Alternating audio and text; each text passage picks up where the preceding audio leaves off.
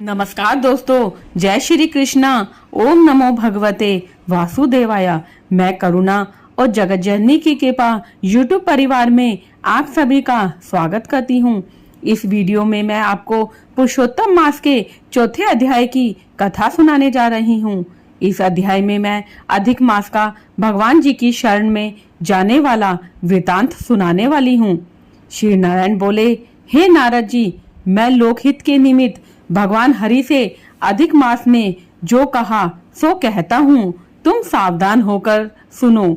अधिक मास बोला, हे नाथ, हे कृपा निधि, हे हरे, मैं मलमास बलवानों से तिरस्कृत होकर यहाँ आया हूँ, फिर आप मेरी रक्षा क्यों नहीं करते? मुझे उन लोगों ने शुभ कार्यों में वर्जित, अनाथ और हमेशा घृणा से देखा है। अब आपकी वह दयालुता कहाँ गई? यह कठोरता कैसे हुई? हे भगवान, जैसे आपने अग्नि रूप दुष्ट कण से जलती हुई देवकी की रक्षा की, वैसे ही मुझ शरणागत की रक्षा क्यों नहीं करते? हे दीन वत्सल, जैसे दुशासन के दुख से द्रौपदी की रक्षा की, वैसे ही मेरी रक्षा क्यों नहीं करते? कृपा कर बताइए। हे प्रभु, जैसे आपने यमुना के कालियादेह में नागराज के महाविष से गोप और गो की रक्षा की, वैसे ही हे रक्षक, मुझ दीन की रक्षा क्यों नहीं करते? हे दीन वत्सल, जैसे ग्वालों और उनकी स्त्रियों की दावानल से जलते समय वन में रक्षा की, वैसे ही मेरी रक्षा क्यों नहीं करते? हे दीन वत्सल, जैसे आपने जरासंध की कैद से बंदी राजाओं की रक्षा की, वैसे ही मुझ शरण में आए हुए की रक्षा क्यों नहीं करते? हे दीन प्रतिपालक, जिस प्रकार ग्रह के मुख से गजराज की रक्षा की, वैसे ही मुझ शरणागत की रक्षा क्यों नहीं करते? इस प्रकार भगवान से कहकर स्वामी रहित मलमास श्री कृष्ण भगवान के आगे आंसू बहाता रहा, उदास हो चुप हो गया। तब अत्यंत द्रवीभूत हो कृपालु हरि आगे खड़े हुए मालिन मुख मलमास से बोले, हे पुत्र, तू अत्यंत दुखी है।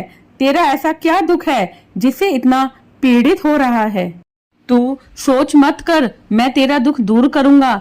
मेरी शरण में आकर माँ दुखी और पतित भी ऐसा सोचा नहीं करता, फिर तू यहाँ आकर क्यों सोच में डूब रहा है? तुझको दुखी देखकर यहाँ के वैकुंठवासी विस्मित हो गए हैं। तू क्यों मरने की इच्छा करता है, सो कह।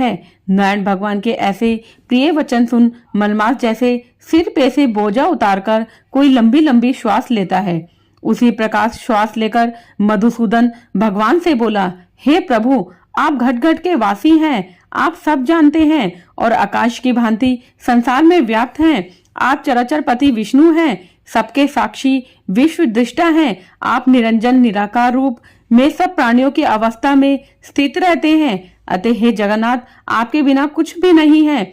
मुझ अभागे की पीड़ा को क्या आप नहीं जानते हैं?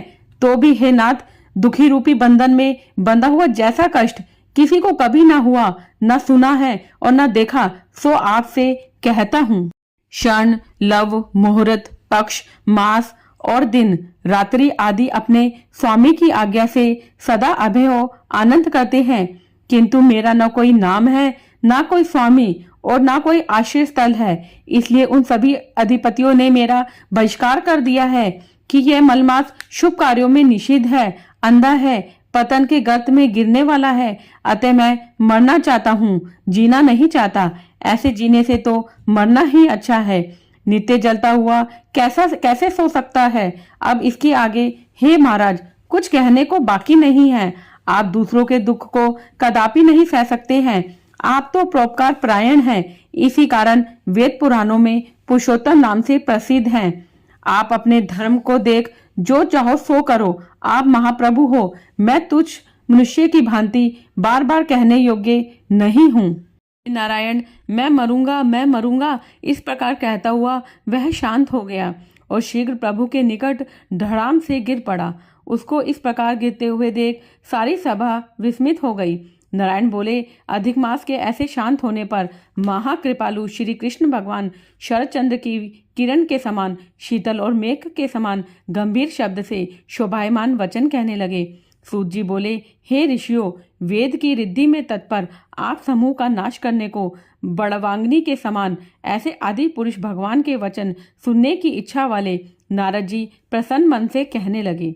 इति श्री पुरुषोत्तम मास कथा चतुर्थ अध्याय समाप्त। आपको मेरी यह वीडियो अच्छी लगी हो तो इसे लाइक और शेयर कीजिए। अभी तक यदि आपने मेरे चैनल को सब्सक्राइब नहीं किया है तो कृपया मेरे चैनल को सब्सक्राइब कीजिए। हिंदू धर्म, संस्कृति, तीज, त्योहार तथा रीति रिवाज इत्यादि जानने के लिए मेरे साथ बने रहिए। धन्यवाद। जय माँ दुर्गा, जय माँ काली। जगत जननी की कृपा आप सभी पर बरसती रहे।